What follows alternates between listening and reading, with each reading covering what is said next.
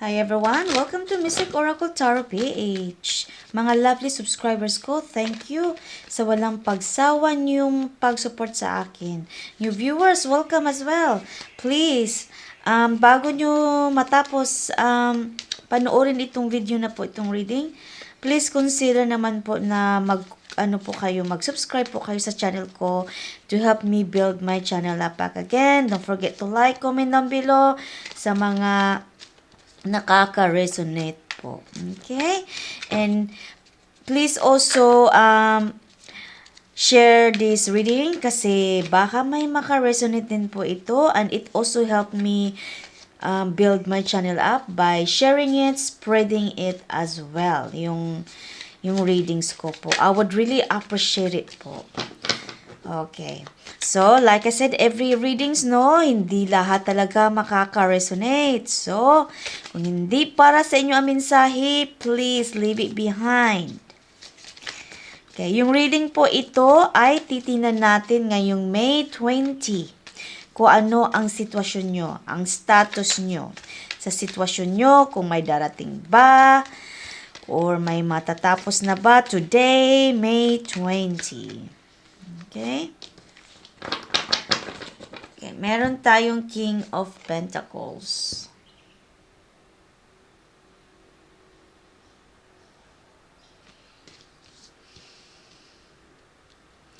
Meron tayong The Empress.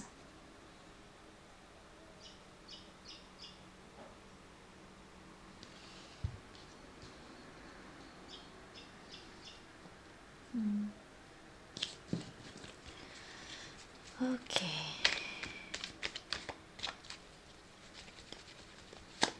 Oops.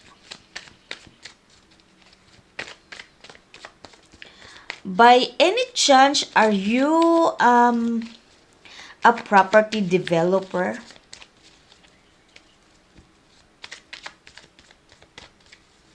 Ikaw ba yan? Property developer ka ba? Kasi ano ka eh?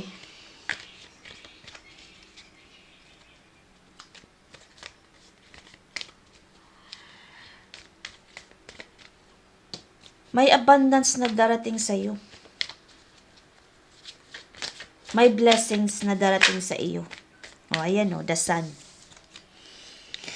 May darating na malaki na blessings para sa iyo. Ito yung ano mo, ito yung sukli sa ano mo, sa trabaho mo.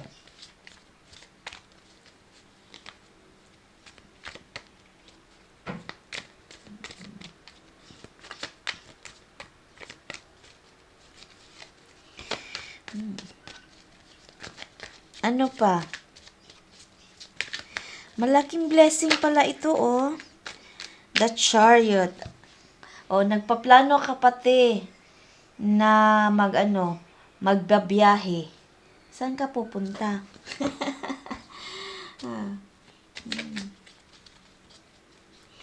So, feel ko na pag makuha mo siyang blessing mo, no, magbabakasyon ka somewhere. Magbabakasyon ka. Siguro, no, you're going to treat yourself o magpapahinga ka. Kasi mahirap yung ano mo, yung trabaho mo. Property developer or land developer ka, mahirap yung trabaho mo. Kahit saan-saan ka na lang napunta, ipa-assign, papunta doon, basta related to your work. Or it could be, magbiyahe ka dahil may offer sa'yo, no, na pinapapunta ka na yung isang lupa na anuhin mo, i-develop mo, no, titingnan mo, no, isusurvey mo, no, medyo magbabiyahe ka. Magbabiyahe ka. And malaki yung niyan, malaki ang pera. Kaya malaki din ang makukuha mo. So, either way, magbabiyahe ka to rest, to relax pag makuha mo yung pera, or pinapapunta ka somewhere, pinapabiyahe ka to check that land, kung ano ba siya, isusurvey mo siya. Kung maganda ba siya i-develop na yung lupa na yan. Okay. So, ano pa? Meron tayong 9 of Swords. Mahirap pala yung minsan yung trabaho mo, no? Mahirap din. Kasi, hindi basta-basta yan eh. Kailangan yung strategy mo, kailangan yung pag-check mo, tamang-tama talaga. Kasi, pag may makita sila ng kunting bagay, ibiblame ka eh. So, yan. Minsan na na napaparanoid ka, minsan you're so conscious about it, and you're also cautious in every little things as you progress with your career. So you learn something as you go along every time nga magche-check, magsusurvey ka sa sa lanyan bago mo i-present sa client na or sa company na it's good to go. Maganda pala dyan i-develop yung lupa na yan. Okay? Meron tayong Knight of Pentacles.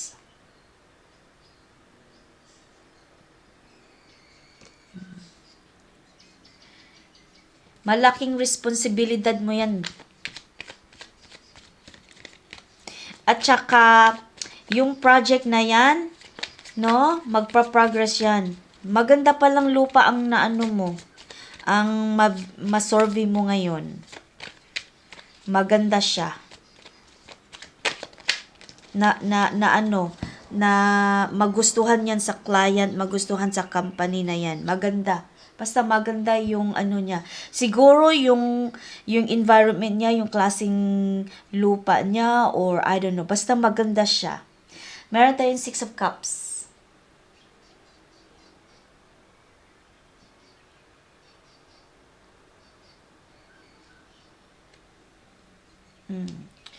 Maganda talaga siya.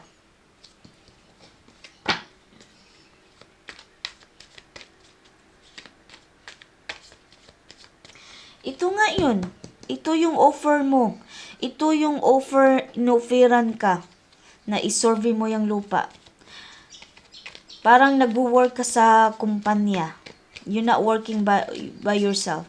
Nagwo-work ka sa company. Hindi naman sinabi kung private yan, company, or government. Basta, company, you're working with company, at saka pinapapunta ka doon to survey it. To see and check the land, yung lupa. Magustuhan yan. Okay, ano pa?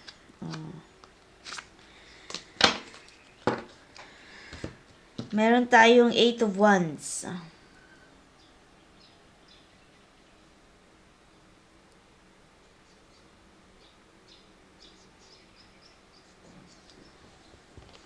Magiging busy ka kasi magustuhan to ng client. Pag magustuhan to ng client, diretso-diretso ang transaction nito eh.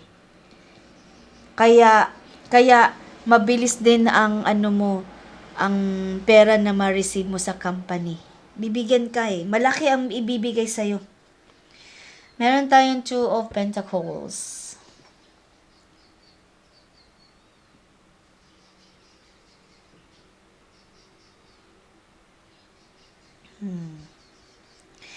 Yung 2 Pentacles mo, no? Ito yung pupunta ka pa doon, no? Babalik ka, no? Pagtapos ng check mo, no?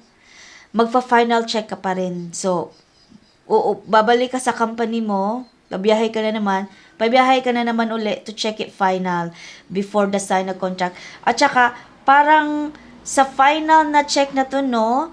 Kasama mo na may kasama ka na nito eh. Kasama na yung client kasi gusto niya makita yung lupa at saka yung boss mo. Magugustuhan talaga yung lupa na yan. Meron tayong Knight of Swords.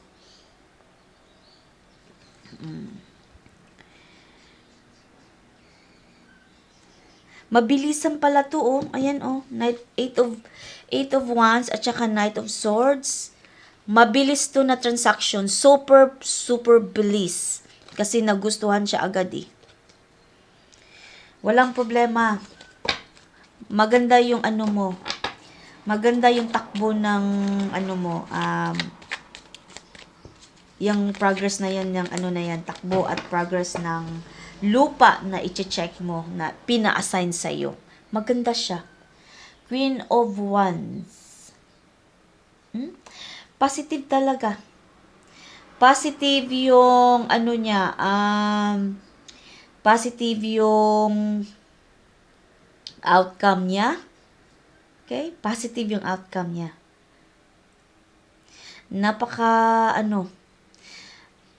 Mai-inspire talaga ang ano nito, yung boss mo at saka yung ano mo, yung client, mai-inspire talaga sila sa lupa na yan.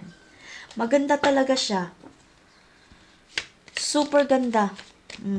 Meron tayong The Hangman.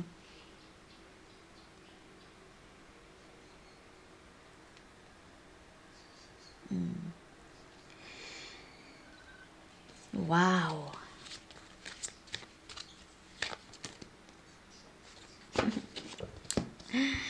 Ang ganda ng reading mo, ang ganda ng energy mo.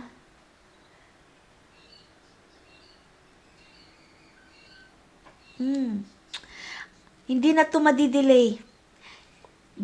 Straight talaga to. Once na makita na, that's it. Hindi na yan madelay. It's good to go. Wow, ang ganda. Ayan, Ace of Swords.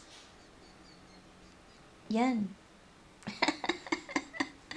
Victory, success. The transaction, yung pagod, puyat mo, no? Sacrifice mo, no? Paid off. Ayan. It's all yours. Malaki din. Alam mo, masaya ang boss sa'yo. Super, super saya ang boss sa'yo. Kasi, you really done it today. You done it well.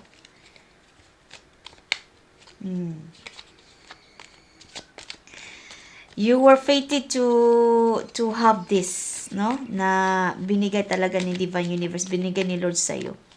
This is your reward sa hard work mo sa trabaho mo. Ayan. It's all yours. Malaki ang pera ang bigay sa iyo. Wow.